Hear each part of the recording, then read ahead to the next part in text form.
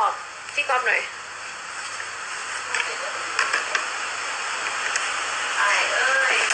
งานยกเลิกทั้ง2จ้าล่าสุดแจ้งหนาไปอย่างก้อนนี่เดี๋ยวฝนก็หยุดแต่งานเลื่อนไปแล้วนะคะงานไม่ได้แสดงแล้วนะคะ